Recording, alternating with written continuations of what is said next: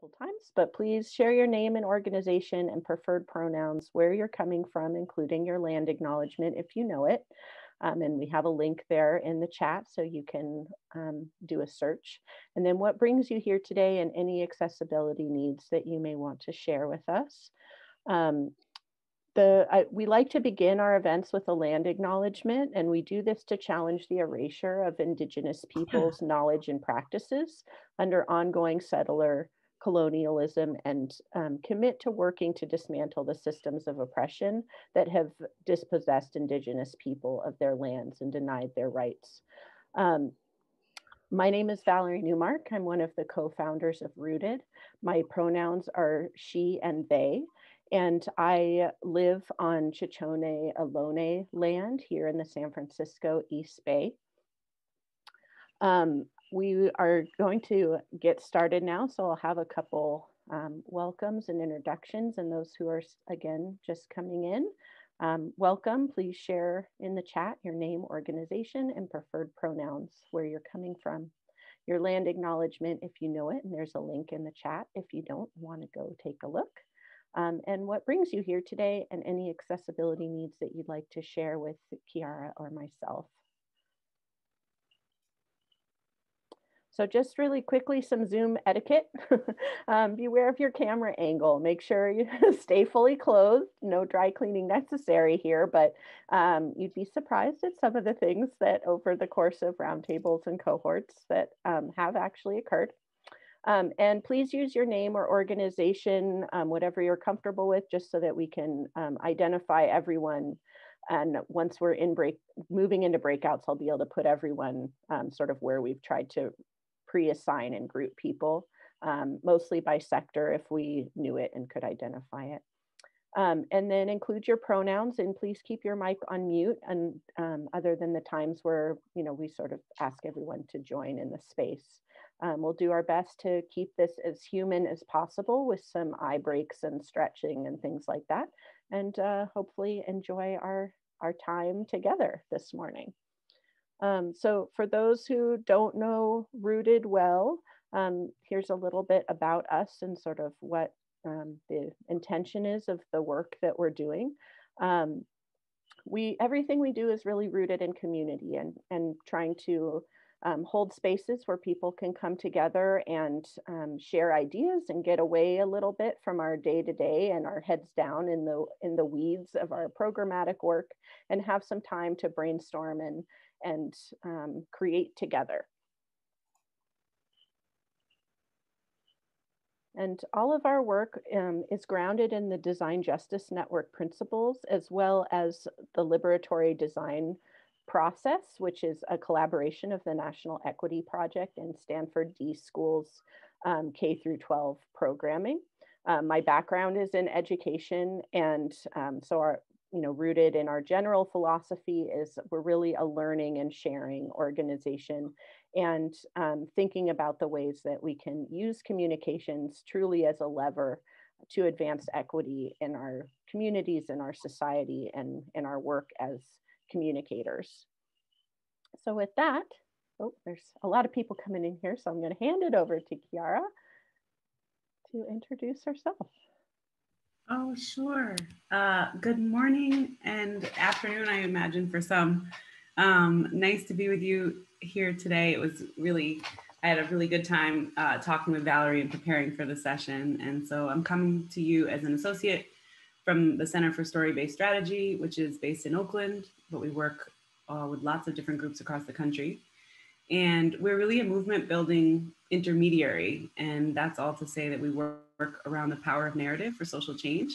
And we work with lots of different grassroots organizations and campaigns and nonprofits across a range of issues. And I was just looking at some of you and the different organizations that you're representing. So I'm excited to be connected and get to play with you a little bit today. So.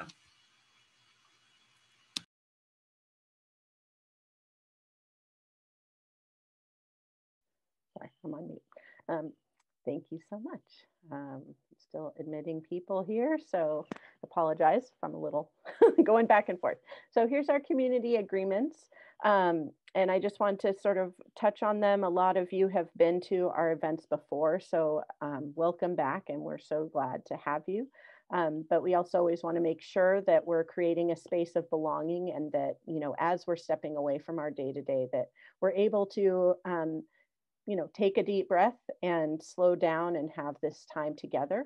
So we'll ask everyone to approach with curiosity and be open to new ways of doing and thinking, to sit with discomfort, accept and accept non-disclosure, because there's plenty of times where things will feel like they're not going to be finished, and that we need to just sit in the discomfort of that and sort of you know, increase our self-awareness. Engage and be present, practice mindful listening, and be aware of power dynamics. Consider the space that you consume and share space. You know, the times where you may be talking more than you realize that you are. And that, again, we just try and practice self-awareness so that we share the space and have equal time amongst everyone participating. Speak from your experience, assume best intent, and acknowledge the impact of your words on others, and accept any restraints as presented. Different organizations have different internal politics, different contexts, and so just, you know, doing our best to share and speak our experiences, but also acknowledge that that's not a hall pass. If we say something that is hurtful or causes harm, that we can slow down and notice and name what's coming up in the room, which you can see I jumped to number 8, but I feel like those kind of go together. Ideate, yes, and embrace being messy. Put aside perfectionism for this morning and just try some things, experiment, see what comes up and what you can create for yourselves here. And what's shared here stays here, and what's learned here leaves here. I'll get to the Chatham House rule in just a second, but this idea that, you know, that we can bring our wisdom and our honesty and be able to share things, but that if anything that is private is said, that we respect one another and don't take that away with us. And then the last piece is just take care of yourself and have fun. If you have anything that you need to do, if you need to, you know, hop out early, we understand all of those different kinds of things. You know, using the restroom, stretching, whatever you need to feel like you can, you know, be fully present and enjoy this time together. So as I said, this is our Chatham House rule, that participants are free to use the information received, but neither the identity nor the affiliation of the speakers nor that of any other participant may be revealed. So any, you know, conversations that are had, that, again, you can take the information with you, but please don't share who the person was that was talking about it unless they explicitly tell you that that's okay. And, you know, make sure to ask. So here's our agenda for today. As you know, as you see, we have our welcome and community agreements here at the very beginning, and then I'll be passing this back over to Kiara to talk about core narrative framing concepts from the Center for Story-Based Strategy. Then we'll move into our breakout rooms. You'll have about 7 minutes per person, and we'll go through what the sort of cadence of that will be. And there's lots of information, which I'll be pasting in the chat shortly as Kiara's sharing with you. And then we'll come back and share out as a larger group. So we'll ask you when you're in your breakout rooms to choose a spokesperson to sort of elevate, you know, 1 to 2 concepts that you want to share back with the rest of us. So we'll have about 10 minutes to do that as a full group. And then at the end, we'll do our closing and share some additional tools and, you know, things coming up or any notices from the community. So you'll also have a chance to, if there's anything you all want to share, you'll have a chance to put it in the chat, any announcements, things like that. So with that, any questions before I pass it along?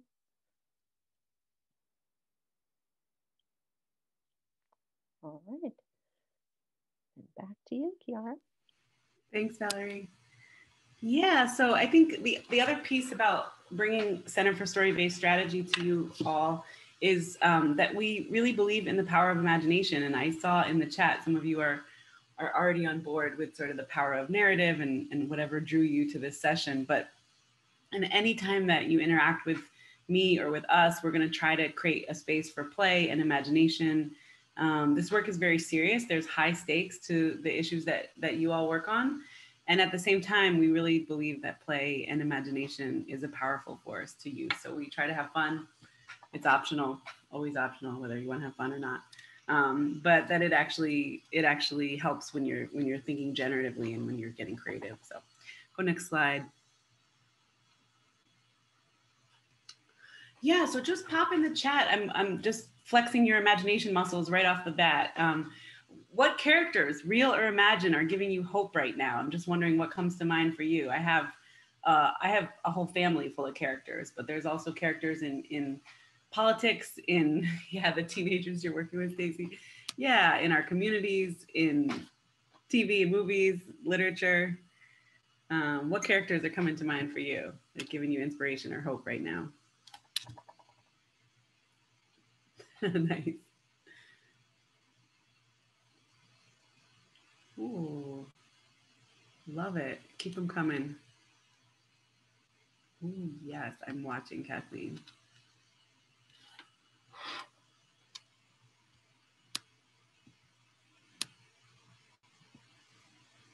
Great. Keep the inspirational characters coming. And you can go next slide, Valerie. Keep them coming. Oh, yes. Yes. Oh, wonderful. I love when the young people that you work with are some of your inspiration. I used to do a lot of youth work, and I'm not so much these days. I'm missing young people a lot.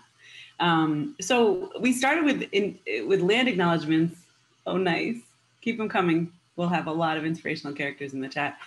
And I like to also ground in where story really comes from. I think that in the time that I've been doing this work, people often say, oh, you work in marketing and communications. And I like to give a citation that goes a lot further back. And so story is really the unit of civilization, the unit of organizing humans, right? And most indigenous communities or ancestry lines go back to a story. And so story is really some of the oldest technology that we as humans use to organize. And just because corporations understand how powerful it is and have invested billions of dollars in an advertising industry doesn't mean that they get to own story and narrative. And so just want to give some honor where story really comes from and how powerful it is. When we're working in narrative, we're really reclaiming some of the stories that were lost along the way as we traded stories for economy, for example, and lots of other things, power and influence. So go next slide. Yeah, so I'm going to just take you through some core concepts, and then we're going to have a chance to really play with some of these ideas right away in some breakout groups. And so we can keep moving along. So I'm asking, when you look up at the sky, what do you see? And, some might say, oh, you look at the night sky, you see stars, you see constellations, you might have a story here about a dipper, or a bear, or a belt, depending on where you learn that story. But what we're saying here is that by connecting those dots and creating meaning, we have created all kinds of things. And that's what human beings do. We connect dots and create meaning. We couldn't actually function as adults in the world if we didn't do that all the time. And anytime we're connecting dots and making meaning, we're leaving something out and we're leaving other things in. And so we say the currency of narrative is meaning, not truth. And these days I also say we encourage truth telling as well. But the question is, especially for us, progressives and nonprofit work, that we think that if we lead with the truth, it's enough. And what I would say is you owe it to the folks who you're trying to reach and organize and mobilize to create a story that's compelling. So yes, tell the truth and lead with the truth and whatever research and data and facts that you have, but also think about how to make that meaningful so that the people you want to connect with can really connect with that. And indigenous tribes were able to actually navigate the earth without technology that we have now by connecting the dots and making meaning. And that actually became a map of how they were able to navigate land and sea.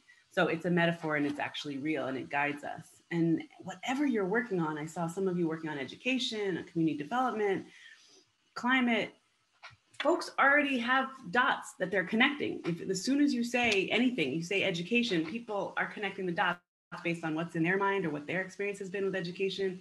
And so you want to be aware about what dots and meaning are people connecting and making meaning around your work. And do you need to interrupt that to tell a different story? Or do you want to acknowledge that and continue to move with that momentum? And so really understanding how folks are making meaning and what they're hearing when you start to talk about your work or use certain terms, for example. Keep going. So this is just an image to say a little brain science here, that when you package language and data in a story, it lights up many more parts of the brain. So this is just to say there's actually science to show how it engages people more. And so you want to actually light up those parts of the brain when you're trying to communicate something about your work or about your organization.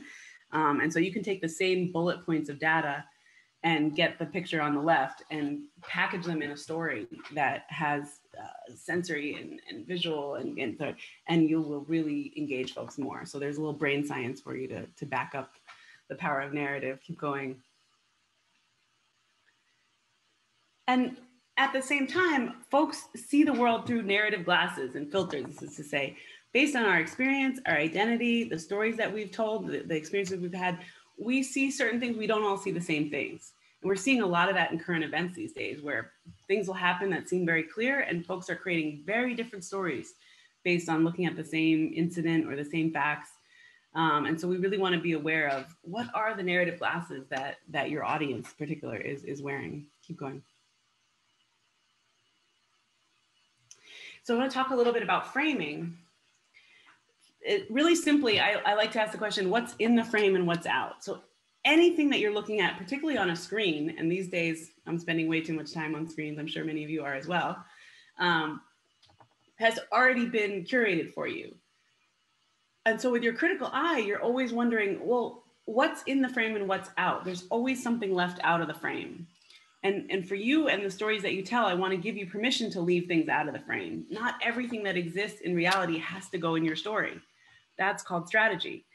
And so you want to think about what's in the frame and what's out the frame. So I'm going to do a couple slides now to just think critically about framing.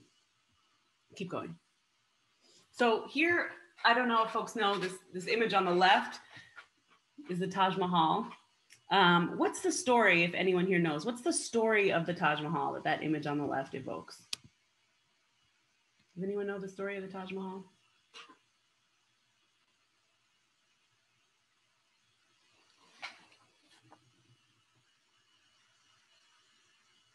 Yes, thank you, Terry. There's a story about that this is a memorial built for his wife. Exactly, Genesis. It's a love, this is this beautiful, wondrous building that was built as a love story, you know, for his wife. So that's kind of the legend and the truth and the story behind the Taj Mahal. Maybe some of you have seen that image. It's a famous image. Maybe others have gone on vacation or gotten to visit this special site. What about the image on the right? That is also the Taj Mahal. Most folks didn't send this postcard home from their holiday. What's the story that the image on the right evokes? There's not a right or wrong answer here. Just what do we think? Yeah, it reminds you of Slumdog Millionaire. So you're seeing some of that wealth inequality, that caste system, that folks in India could be having very different experiences, might tell a story about environmental injustice, waste, right? And so all that is a panned out image of the Taj Mahal, and we usually crop it in. And so know that that's happening all the time. And in the stories that you tell, sometimes you want to crop in and tell a story about one particular family or client and you know what they're going through, one of the young people and what their reality and their lived experience is. And that's powerful. And media often wants you to, you know, give me the one person we can interview or give me the one story. And a lot of organizations I work with say, we want to tell a story about the system. We want to tell a bigger story about how many families are going through this, for example. And so sometimes it's powerful to make the frame bigger and say, do you see how many are impacted by this? Do you see how big this situation is? Or are you seeing the surroundings? So just notice the power in framing, whether it goes big or small. We'll keep going with the slides. Power of framing. This we use still is a post-Katrina moment, but it was such a psychic break moment for the country in many ways. So what we have here is two different stories that went out on AP Press within a few hours of each other. You can see the captions there below if you're interested. But ultimately, the image on the left, they said people are looting in New Orleans. On the right, they said residents are wading through chest deep water to find groceries and supplies and things they needed. Classic framing. Same people doing the same thing. What, if anything, is the difference between these two images? Racism. Kathleen, thank you. Yeah, I always say I don't even think the people on the right are necessarily white, but they do appear white. And certainly it's a young Black man on the left. And so this, yeah, absolutely. There's so many stories, Lily, since then. We could take any of the violent police killings. We could take so many ways that particularly Black and brown communities are framed that puts their life at danger. So if the National Guard is coming because you're looting, your life is in danger. They're gonna come with military force. And that's exactly what happened in this moment in 2005 and so many moments since. If you are residents who are finding supplies you need, the National Guard is gonna come with what things that you need, water, medicine, access, right? And make sure that you're safe. And so this is to say how serious this issue of framing is. And we've seen way too many examples of this, even in the last year or two, that we want to think about the way that we describe actions and motives and what are the ways we can use framing to actually protect people, to humanize, and to make sure that no lives are disposable based on the way we tell the story and frame. So that's just how serious, how high stakes this issue of framing actually is. Yeah. Framing is also how we name things. Many of you might remember this Tamir Rice story in Baltimore. Here you have a story that came out, said the 13-year-old with a replica weapon. What's a replica weapon, folks? That's a toy. It's a toy gun. It was a child with a toy. But by framing it in this way, we justified this killing of this young man, right? So how we name things is part of framing. Keep going. It's also what we call a name issues. We were doing some work with folks around public health and just looking at the way we collectively talk about the opioid crisis these days versus the way the crack epidemic story was told back then is so different. It's so racialized, but even in examining a lot of the stories, what we found is in the opioid, it's an epidemic, it's a crisis, it's a community crisis. We didn't see a lot of people in the way the story was pictured and what we saw in the frame. It was an emergency, a community emergency. This is one of the only people I actually found was this human figure made up of pills, right? That's becoming, and that's not to say we haven't told stories about families. There's been some great work that's happened more recently about the opioid crisis, but just how different the response, no worries, Terry, how different the response is if you're in a neighborhood crisis versus the way we talked about the crack epidemic, which was really violent and really victim blaming and really racialized. And we talked about crack babies and, you know, crack addicts and just this like scourge of the earth that was spreading around, the evil empire. So just noticing how different and how it already dictates what our response should be. So what we name and call issues, and you can look at some of the things that you work on and look critically about like, what are you naming and calling the issues and what are the implications of the way that you're framing everything that you talk about, and the images that you use. We'll get to that in a moment. Keep going. Oh, there we go. So we don't always get to name things for ourselves. We try our best to get ahead of our work and name things, but also audiences name us and our actions. Media names us. So sometimes things get named for us. And so this is just a slide, a little bit of analysis around the Standing Rock protests and the movement that was happening then. And so in the top left, you see there was this sort of stop the pipeline. And if it stopped the pipeline, then it was framed as riots. You know, if people are rioting and they're stopping, they're interrupting. And there's a lot of story and analysis to tell. And we work with some of the groups who were doing a lot of communications for this. Some beautiful work that happened in this moment that may have impacted some of you or came to your attention. But what you started to see was them shifting the narrative into like, this is a movement for environmental justice. And then where the real magic started to happen, when they started to talk about defending the sacred and water protectors, and water is life. And there was some great work by artists and imagery that came out and really spread really far. And so what does it mean to be a water protector? Water is life. It's hard to argue with the value of water, you know? So you want to frame an issue that even if I don't know that much about, you know, and originally it was DAPL, and people were like, what is DAPL? Or, you know, where in the country is this, for folks that were further away? Like, I don't even know what this is about. But for the First Nations folks who were on the front lines of this was a sovereignty fight. And so they had a lot of conversations about how do we frame a sovereignty fight for a bigger audience. So it came out, this water is life. Can't drink oil. We are water protectors. We are defending the sacred. And eventually the next kind of 1-2 punch of this campaign was about moving your money. And some of it reached us that way, because we were like, well, where is this? And what is this pipeline? How does that impact me? But then when they started to connect it to the banks, and how all of us that have money in big banks are actually supporting this. And, you know, they moved, I think, $72 million in a pretty short period of time. And folks moved their money out of Bank of America, Wells Fargo, and some of the other big banks. So this got named for us, but then people really tried to shift the narrative, and there's incredible lessons to be learned from this moment, this example. Keep going.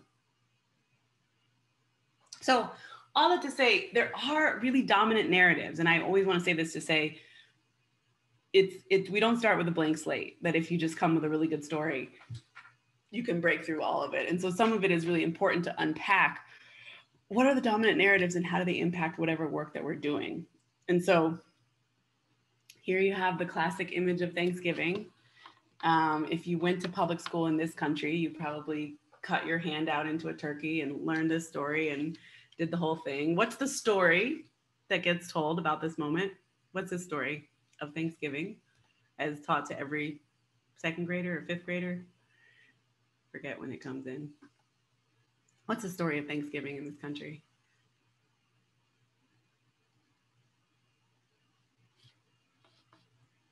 Yeah, Bob, it's a story about sharing, and we worked together, and we were thankful. We had a big feast and we all worked together.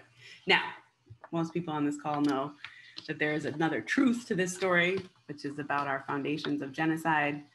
And even though we know that truth, this dominant narrative still impacts us. And so some of the dominant narratives, like I think of, if you work hard, you'll make it here. You know, this is like a bootstrap kind of the dominant narrative. And so even though we all know a lot of people working really hard these days and not making it, that still has impacted over a century of policy work and all kinds of ways that we think about who deserves and what exists.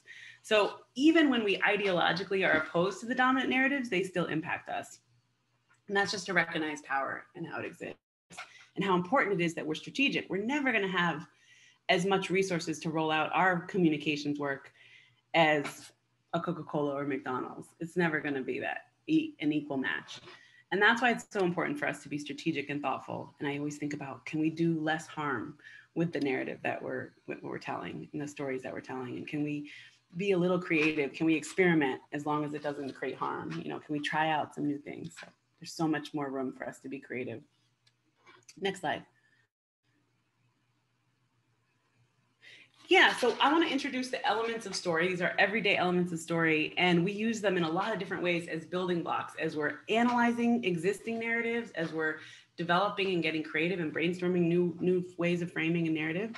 So next slide, let me introduce the elements to you, and I'm going to let you play with them a little bit today, at least some of them. So the 5 elements are conflict, characters, imagery, foreshadowing, and underlying assumptions. First one, we can go, I think I have examples, so go one more slide. First one is conflict. Yeah, conflict, this idea, simply what is this story about? If there isn't a conflict, it might just be a bulleted list.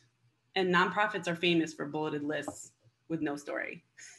So is my auntie, apparently. She's just, no conflict, she's just telling you and you're like, where is this going? So sometimes a conflict is something versus something. But there's always limitless possibilities of how you frame the conflict. And so sometimes I have folks brainstorm, what are 10 ways to tell this story? You know, this story is about human dignity versus the economy.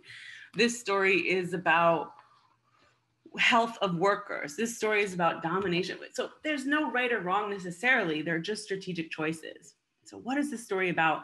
The image is from, we were doing some work these days around with some national groups around hunger. And it's really up right now because unfortunately there's so much more demand at food banks.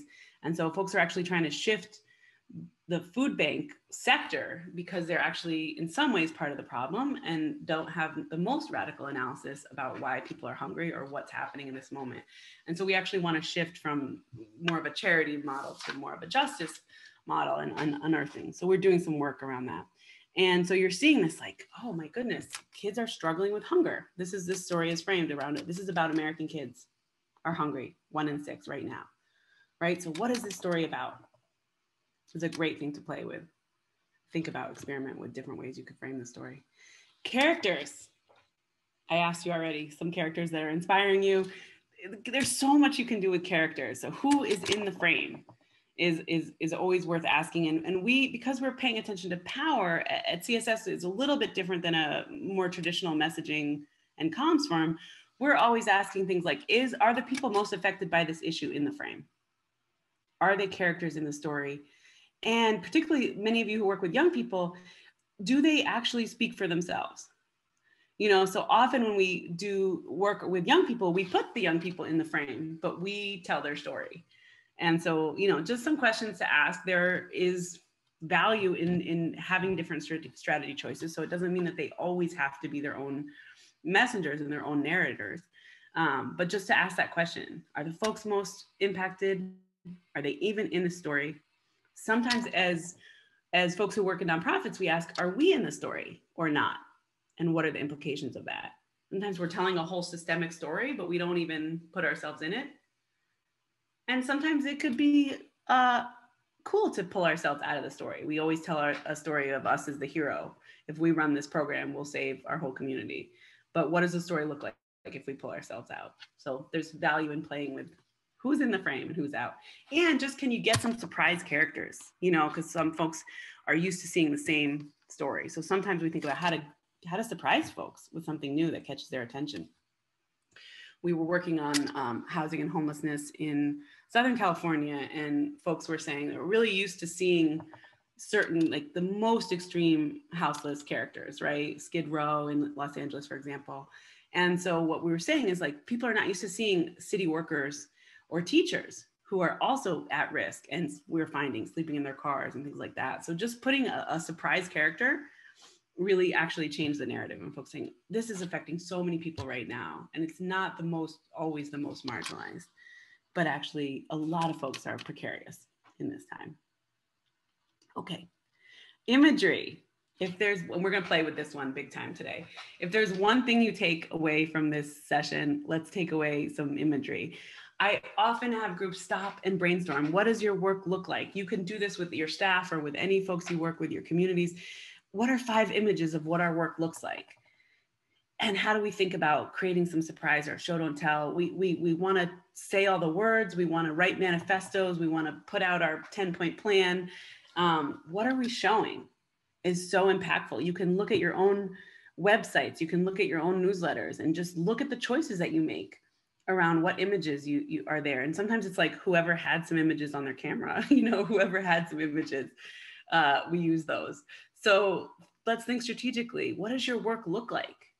And, you know, sometimes our work looks like sitting in a room with a lot of people. It's not the most compelling image. So is that the image that we show, or what can we show? What does it look like when we achieve it? What does it look like, you know, when we're doing our best? And so again, this was in the food and hunger. People were really starting to show these long food lines. We were kind of mining how the story typically gets told. So we have this image of the can and the image of the hungry child. These are the dominant narrative images around food and hunger. And we're thinking like, what else can we show? Like, let's get more creative. Show, don't tell. We'll come back to this one. Keep going. Foreshadowing is a great one. So this is just the idea for those of you who like literature or spy novels or anything like that, screenplays. Foreshadowing is just the idea of giving a little hint of what the future is. We have the little shark image there because it's one of the most famous examples of foreshadowing. That we know that shark is coming. But when we think about our work, we can use positive or negative foreshadowing. And so positive foreshadowing is really showing what it looks like when we win, or when we achieve what we're working towards, when we achieve our goals. Give folks that vision. It's about leading with vision and leading with solution. So people might not understand all the complicated pieces of your work, or certainly if you work on policy and advocacy, it gets really wonky and complicated. And so, but people might share a vision for where you're going. Like, we want everyone to have food and to be able to share food and have healthy food and learn about nutrition. That's a beautiful thing. A lot of folks will come along with that, and they'll have more bandwidth to listen to your complicated policy points if you show them where you're going. My dear friend, Anat Shenker-Osario, who's an incredible communications person, she always says that we're always selling the brownie box. Give me the brownie, she said. On the box of a brownie, you don't see what's in the brownie box, which is a bag of cocoa powder.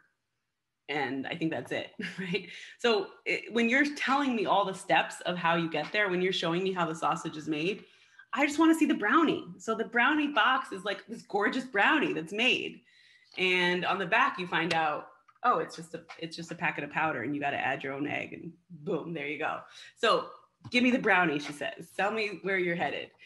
You can also use negative foreshadowing. Like, if we don't get resources, if we don't do this program, if we don't do this work, if we don't act, here's what the implications are. And I think the question of whether you use positive or negative foreshadowing is a question of your audience and who you're talking to. And so we work with, we're trying to reach a lot of audiences who are, traumatized, who live in fear, who have been severely impacted. And for those folks, we don't want to use negative foreshadowing, right? We're already scared. We don't need to be more scared. We need some hope. We need some vision of the future that we can belong to and be part of. But for other audiences, it can be really valuable. Yeah, underlying assumptions is the last element. And it's a little different, and I find probably the trickiest one to work with and identify, but really powerful. It's the idea, again, this truth versus meaning. What does someone have to believe to accept this story as true? And all stories have underlying assumptions. So in the stories, for example, opposition stories or stories that you don't like that get told about your work or your community or your issue, the underlying assumptions are places where you can interrupt. We talked about some of those dominant narratives. This idea that if you work hard, you make it, and if you're not making it, it's because you're not working hard. There's a lot of stories you could tell to interrupt that underlying assumption. But it's also important to recognize your own. We also have underlying assumptions in our story. Sometimes they show up as values, like the right to human dignity, or the idea that people can come up with solutions to their own problems is one of the underlying assumptions that undergirds most of the work that I'm a part of. And so, I might put that out front. Here, we were just talking about in the food industry and hunger work, there's this idea of donation. So people believe, like, what you have to believe to accept the story is true is that the way that we're going to get to a world without hunger is by donating food. And what we're seeing now, especially in the COVID moment, is we're now seeing a lot of corporate commercials. I've seen Walmart, Amazon, big biggies, even car commercials rolling out, we've donated this many meals. And these are corporations who are not paying their own workers a living wage, and many of their workers are actually on lines for food. So there's a lot of underlying assumptions there that if they donate 1 million meals, they're going to get to a place of a world without hunger. And what we might argue, or what we might interrupt in that story, is like, actually, if you paid your workers a living wage, we would get closer to less hunger in the world, right? And so there's just like ways to intervene in the story. Are you with me? Sometimes hard to tell. I see some nodding, but I can only see a few people at once. So here's just a summary of the elements, and I'll give you some things to play with when you leave. But I want to set you up for an exercise really around imagery. I thought we could dig in around imagery. So go one more slide. Oh, the last, I was just going to make a point about audience, that so much of framing is really thinking about your audience. And I'm not going to do a lot of work today with you around audience. But I think just when we think about our audience, there's some tools to identify who your audience really is. And thinking about using the same language, are the ways that you're communicating the channels matching your audience? So Are you on social media? Is that where your audience is? You're sending out this email blast? Is that where your audience is? So just thinking about the channels, and that you're talking about things that they care about, and you're talking about things in a way that's accessible for your audience. So just wanted to make a plug for, that's how we land at some of the decisions we land. And this, I love this Khalil Gibran quote, so romantic, that next to hunger and thirst, our most basic human need is for storytelling. It really is a deep need for us to make meaning and to tell stories. And so there's such a deep core part of us that's just longing to be seen in this way, and for our story to be witnessed. And so there's so much gift that you can do in storytelling. Just a quick pause, go one more slide, Valerie, and just wondering for you all to take a moment of reflection. I'll just pause for a minute so you can jot some notes if you want to throw in the chat, like, what stories are you longing to hear more of? What characters and images do you want to see more of in your work?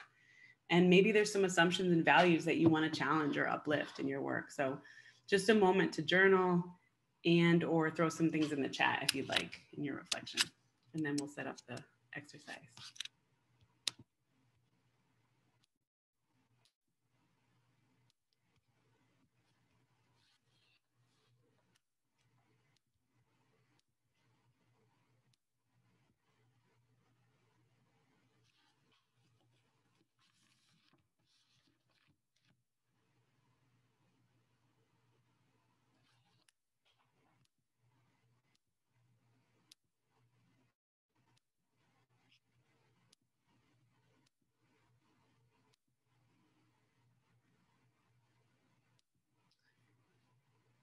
Many folks off camera, so I can't tell exactly if you're journaling or if you need the time. But if you want to throw some things in the chat, or I could take like maybe one or two comments out loud if anyone wants to say something that's coming up for them or something that they're thinking about, we'd love to hear.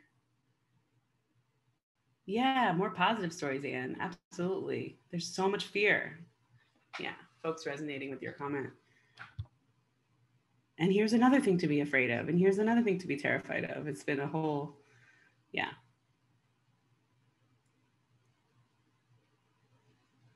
Oh, interesting. Christine, we're kids, yeah.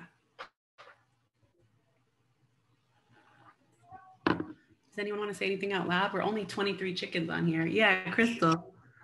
Hi, everybody. This is Crystal. I'm from Houston, and I do a lot of work in the public health space. And so I think there is a real need to have more strategic communications around public health. So since I'm in Texas, I was thinking, your question made me think about the need to have or disrupt the narrative about Texas. And so a lot of times you hear Texas strong, Texas, all of these things, and the conditions on the ground are really unacceptable. And so you saw this with the ERCOT, the winter storm. And so I would love to hear more stories about the truth of the conditions in our state, and also solutions to those hopeful solutions to get us to that change. Oh, I love that, Crystal. Thank you for speaking up and speaking out loud. And I almost feel it in my body when you talk about Texas and what's really there and what we're missing. And even though I don't know the full story, it's very visceral, the feeling when we hear stories. And I'm loving in the chat at the ACLU some more stories from the perspective of clients rather than lawyers. Could be very compelling. Some more low-income experiences, young, gay, BIPOC stories. Yes, Genesis. Challenging assumptions. Oh yeah, just that. Yeah, there's some of these dominant narratives of like the myth of the individual, like individualism is such a dominant narrative that's so hard to interrupt. Yeah. Hello, can you hear me? Yes, go for it. Yes, this is Donna Kay. Sorry, I can't have my camera on right now. But what some of the stories that I see that somebody talked about, challenging assumptions about why people are low income or unhoused, but just even from my own lived experience of at the time being a teacher, but because of workplace injuries, losing my home, losing everything materially, and having to start over, and just the assumptions that people make when you don't look a certain way, not as far as your ethnic your ethnicity or anything of that nature, but because your education doesn't seem to match who you are. I think there needs to be more stories of the courage that it takes for people to, start over. And then the second part of what I'd love to see, the character and images, is the changes that need to happen for our foster kids, especially those that are aging out of the system, what that really looks like, where the disconnects are, making that in a way, not just from a this is the problem, but even from the narrative of bringing in more people who have overcome and doing those comparatives with those stories so that we see those images of success while we see those images of disconnects. Yes, Donna Kay, thank you so much for sharing. I think we're always focused on some things and not other things. There's so many stories that exist already in our communities, in ourselves, that we can lift up and draw from. And we're just, how do we focus our attention on the things that we actually want to focus on? So lots of good comments in the chat. I want to set you up for the activity because this is where you're really going to get to practice. And what I have for you is actually to practice framing in a really simple way. Yeah, thanks, Linda. Very powerful, Donna Kay. So we're going to practice a framing exercise using imagery. And so what you're going to do when you get into groups is you're going to see a grid like this. You'll all get into a shared doc for spend the first minutes. We have some instructions for you to just introduce yourselves and kind of connect as a group and make sure you know what you're up to. But once you get started, you'll do maybe 8 to 10 minutes of silence and you'll just populate this grid. And what it means is that you'll put your name on one of the lines and you'll go into Google image search. And there's no copyright issues in this exercise. It's just a rough and dirty draft. But I actually want you to Google image search for whatever it is that you want to show. What does the challenge or the problem look like that you're working on? And what does the solution look like? And you'll pull from Google Image. You can cut and paste, or you can drag them onto your desktop. Or if you're having any trouble with the technology, you can just put a link in and your group can help you get the image in there. So this is not a test of how you use technology or anything like that. It's going to be rough. It's going to be imperfect. Some of the images will come out big and you can kind of shrink them in there, but just get 1 or 2 images in. What does the problem look like? And what does the solution look like? And then after everyone gets a chance to kind of populate the grid, you can do a little go round and just help each other manage the time so everyone has a chance to share. But I usually say it only takes a minute or so for you to explain what the images you chose and why. And then for the group to give you a little feedback. And it's great to start with some positive, like, this is what I liked about that. This is what resonated with me. Maybe to explore what the implications are for different audiences. Like when sometimes, what does it mean to use an abstract image, for example, versus a photograph, or bright colors versus black and white. So just anything that comes up as you're looking at each other's choices. And if you have time to brainstorm a little bit about like, what are some other options that you could take, but just notice that those are framing choices. So this is a shortcut to just practice framing the problem, framing the solution in the work that you do. Does that make sense?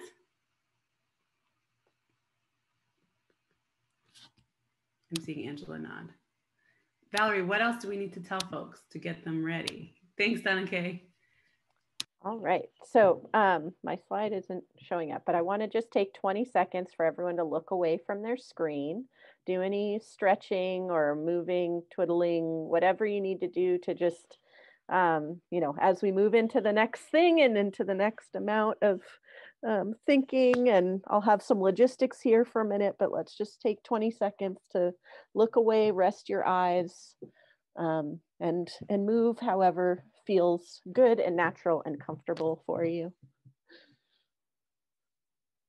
And while you're doing that, I'll go through some logistics. So you have keep doing what is feeling good. Oops. Okay, so in terms of privacy, right now, all the Google Docs that you'll be using to share notes and putting in your brainstorms, which you'll see where to go in just a minute, they'll be public to anyone who has the link and editable right now. And then after the roundtable, we'll turn off the editing capabilities. But the docs themselves will only be available to everyone that is here or that RSVP'd for this event. So you'll see places to put your name or, share information, but it will just be, available to us. We may use some of the material, but we won't, connect it to you. And if anything is not okay for us to use, we're always trying to pull from these sessions to share out with the larger community. So if there's anything you're not comfortable with, please just feel free to email me so that I know and I can flag that not to be used. But our hope in the coming months is to really start to put together some good toolkits and things like that that are in partnership with the different amazing facilitators that are sharing their time with us. All right, so Kiara went through this already, but just to quickly go through again, and I can, this will all be at the top of your Google Doc once you get in there with your team. But again, do 10 minutes just to introduce yourselves and review the instructions either together or independently. Then you'll go into your exercise and spend some time looking for images yourself. And then you'll have about 35 minutes to each go around and each share and present and discuss. And then the last 10 minutes is a time for you to highlight some themes or pick your spokesperson and figure out what you'd like to share back with the larger group. So now, and I'm going to put the slide deck link into the chat again if you haven't already got it open. I see a lot of people in here, but just in case. And here's the slide so that once you see what room you're in, you'll be able to click that URL and find the Google Doc that is for your room. And let me make sure that that we haven't missed anyone because I saw someone drop off and oh no, okay, we're good. Okay, so I will open up the breakouts in just a minute. And if you're lost or can't find anything, I'll also do some announcements and give you some time checks as we go along so that you can kind of both keep pace yourself and will help you from the outside. And yeah, so here we go. Any last questions? Are we supposed to be able to edit the document? Is that what you said? Yes, you'll be able to edit the Google Doc once you get in there. Okay. And whichever room that you're in, you'll see the number and the name and then just click the link to that one. And it's also, all of them are in that folder that I sent over email and that are linked in your invite for today. And so there should be lots of places to hopefully find it. But if you get lost, just stay here and then we'll paste the link for you again. Okay. And Valerie, I think on the Zoom menu at the bottom, there's a little ask for help button. Yes, thank you. So if you need any help, use that and we'll send Val or myself in to just make sure you have everything you need. Yep. Okay. If you're stuck. Have fun. Have fun. Here we go. Hi, everyone. As you're coming back, please do your 20-20-20. Look away for 20 seconds, do a little stretch, move around, however feels comfortable for you. Yeah, just to give your eyes a little bit of a break. And hopefully, if you have a window nearby, you can look outside.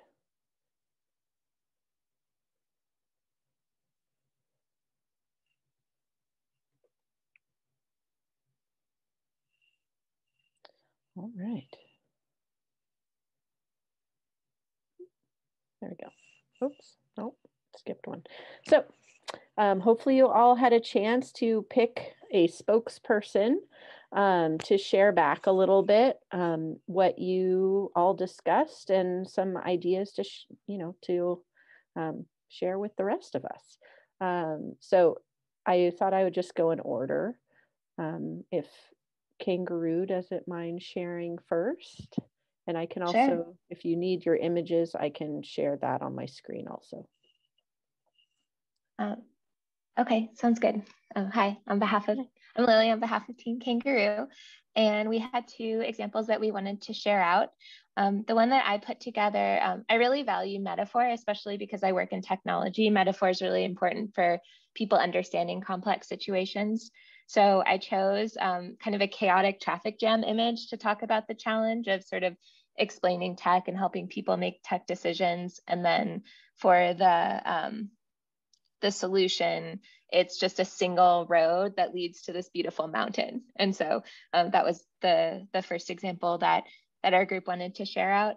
And then we also had a really interesting example in our group specifically related, well, we have had different levels of you know, speed at choosing images online and things like that. So we worked as a team and shared our screen, and we're looking for images of elders who are isolated and elders who are in community. And we found that the basic Google image search was just pages and pages of white appearing elders. And that particularly in our group, we wanted to make sure that that conversation was inclusive. And so while we were discussing it, different members of our team sought out images that were more representative. And so I think that was something that really stood out in our group and that we wanted to highlight, was that kind of collaboration around choosing images.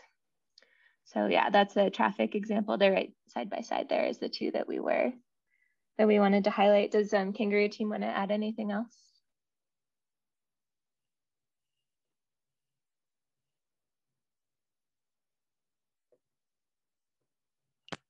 I think that's it then.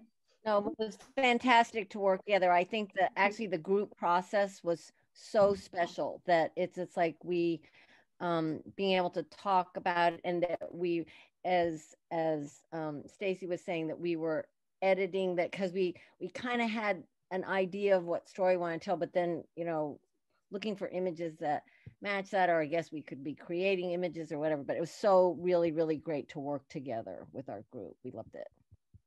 I love that. And all the conversations you're having, as well as the way you're shifting your search words, these are all framing. This is all framing. So it sounds like you had a good process together. This looks great. Thank you so much. All right. On to Team Dolphin. Oh, there. Okay.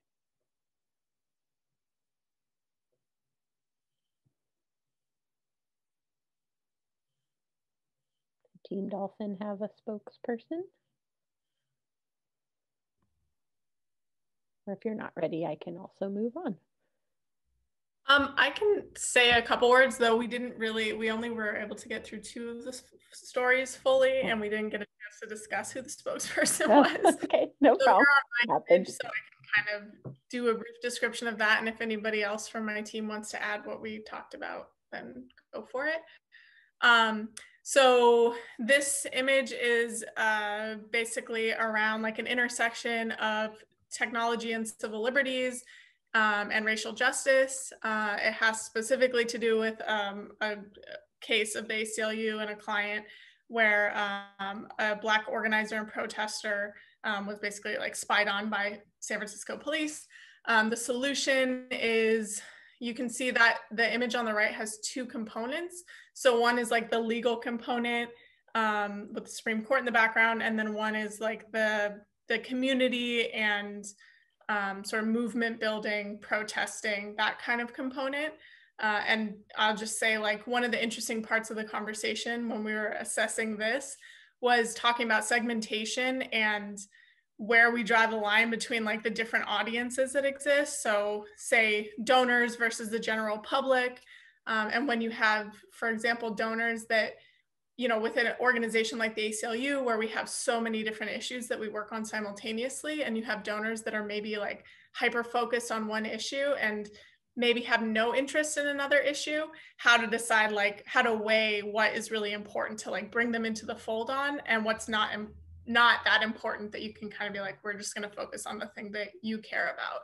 Racial justice being one of those things that we want to make sure everybody is on board with, and that we can create like imagery and tell stories that, whether or not that's why they joined the organization and the movement, it's going to be a piece of their relationship with the organization moving forward. Thank you. Anyone else from Team Dolphin have? I have to sort of cut it short, to be honest, but so that everyone gets a chance. But if you have a quick thing. Okay, Team Monkey. Hi, everybody. So in our group, there's 2 things that kind of stood out to me as the four of us really were talking about our issues. There were three issues that really had overlapping, that had some similarities as we talked about environment and environmental changes, environment related to pollution, or environment related to housing. And so you can see the first three images all illustrate a problem involving environment. And so the other three images, and actually there were four, because the issue around housing is very complex, especially when you look at the way lines are drawn and how people are actually placed into housing. So, so that was our issue.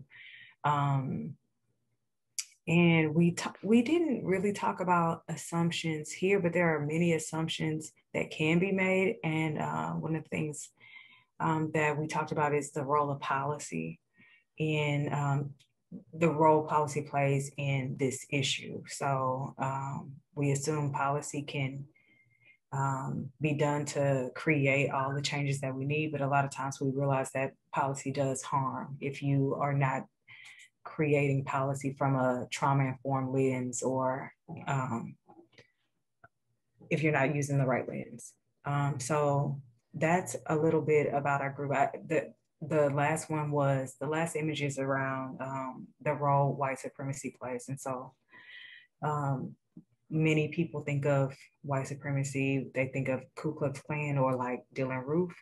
But that's just like the deadliness of it. A lot of times we don't realize that our role, we all have a role to play in dismantling the characteristics of it, no matter your background. And so we use the image on the right to show our collective work, and our audience could be professionals or people in our workspaces to show this role. And one of the assumptions that we shared was, if you go down, I wanted to look at the assumption, because there was an assumption that came up, challenging mental health and the role that mental health plays, and the way it's framed in the discussion to just dismiss actions people take as a result of this systemic issues that come from trying to uphold whiteness as superior. So that's our group.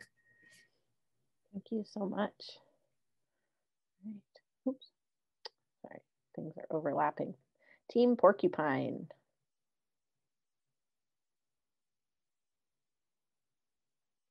Scroll down, there we go.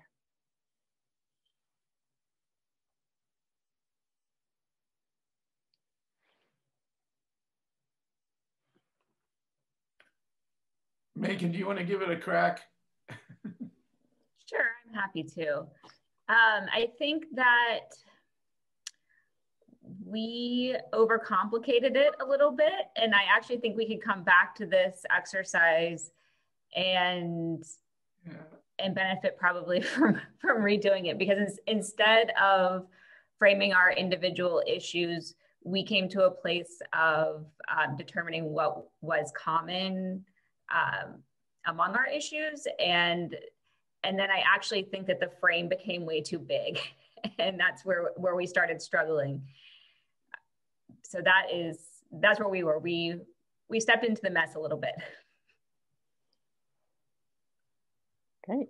Well, I hope interesting conversation came about, because ultimately that's what's important. Definitely. All right. Thanks so much.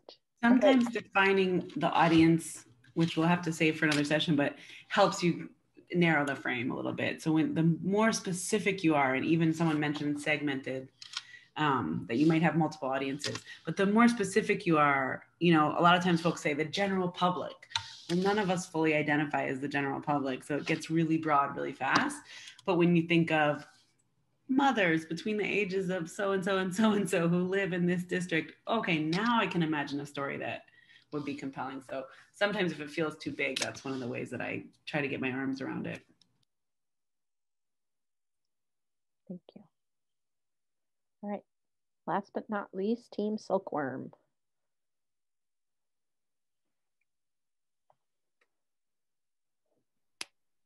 Hi everyone, Team Silkworm. We found ourselves three people who work in the education sector. So I think we did get to a little messy.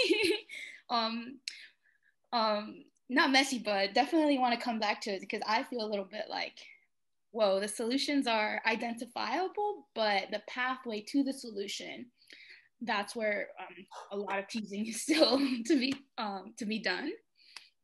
Let me look over at our document, but really we talked about how in the problem area we should focus on bringing out the root problem and not just like, for example, going for those like easy tearjerkers that we might see, or like things that are kind of predictable, and how to be more focused on the root, because sometimes you end up shifting like responsibility to maybe your community members, when in actuality, like some of y'all were saying, it's a policy issue. And how can we, you know, appeal to that while still being emotional? And it's a balance. What the balance is to be determined, but yeah, we also found ourselves talking about how the different audiences, just like you said, is going to have a huge impact, because in the education realm, you really have the general public, so the parents of people participating in the education, your donors, and then corporate, and then state, like everyone's involved in this one. But we really also talked about how we can talk more about empowering our audiences and make them feel like they are stakeholders, and that they have our trust, while still at the same time getting corporate funds. Did anyone else from our team want to add? We found ourselves like all kind of development focused, small teams. So we really bonded over that, and definitely curious to connect afterwards. We also talked about the story arc. And how do you start from taking our potential donors along on that journey with us? You know, how do you do that and be respectful of the population that you're serving? You know, it's this whole educational process. So rather than start from a deficit, at least for us with education, you know, rather than start from poverty porn, deficit type things, what are the positive strengths we could focus on? And then what are the positive outcomes that people are enabling? Great, thank you both. All right. Nice. Well, it sounds like you got into some good trouble together. Some creative work, and pop back in for the next session if you can. My colleague Ian Madrigal will be here, who's an incredible practitioner of story-based strategy, and is going to do a kind of a part 2 and kind of pick up where we left off. So stay tuned for that if you have the time. And we dropped 2 little gifts in the bucket there for you. So one is this CSS 101 summary. Is just a worksheet that shows kind of the whole process. And you're welcome to share that with other colleagues. So take a look and download that. And the last thing is this narrative power analysis worksheet is a way of using the elements that we were introduced to actually unpack pretty much anything. So you can use that to look at stories, whether they're media stories, whether they're videos, whether it's your own website and newsletter. And so it's just a little worksheet there, so you can carry this to some other folks who you work with or are in community with who might not be on the session today. And you can use that worksheet to look at some things and unpack, and it asks you to not only identify the elements in whatever you're looking at, it could be your own work, or it could be the narrative that you're tired of hearing about your work or whatever. So it works well in lots of different formats, but just a worksheet and a couple of questions to help you collectively unpack and analyze power in the way things are framed, and to use those, keep using those elements. So I leave you with those 2 things, and I hope you'll get to meet Ian Madrigal next time. So thank you so much. It was great to connect with you all. So Kiara, when you say next time, when is Ian's presentation? Yes. And Great question. I will get to that in just one second. Okay. Okay, so just to close things out, we have a couple different things to cover. Thank you, Kiara, so much for guiding us through all of these amazing activities, and thank you all for sharing your wisdom and experience and all of that. But a couple logistical things. One, survey time. If you can please take the survey so that we know the additional things you're interested in. I pasted it there in the chat for everyone. It's here in the doc. All your resources are in the resource folder. But if you can just take, it shouldn't be more than 3 minutes, at most 5, to give us some feedback about today's session so we can keep bringing more of these and continuing to tailor them to what you all are interested in. So please take the survey. And then here are the upcoming events. So to your exact question, on April 1st will be the Community Roundtable with Ian co-facilitating that one. So again, in partnership with Center for Story-Based Strategy, and it will be building off of today's session, but people can also take it standalone as well, and they'll have all of the resources from this roundtable to build upon and receive ahead of time, just in case. And then other things that are coming up, we have our brand and communication strategy coaching cohort. Our next one will be starting May 6th.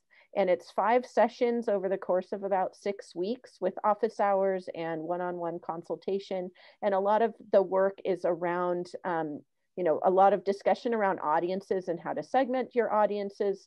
That's a lot of the work that we do in the coaching cohort, really starting with your brand values and then moving that through to identifying your audiences and creating personas based on your audience's needs, and then moving that into stakeholder interviews and creating messaging from that, which we're happy to share more information with you about. And then we'll have 2 more community roundtables coming up in June and July around arming brand champions and then data and analytics, all sort of through the lens of communications and how to use some of these tools into the future.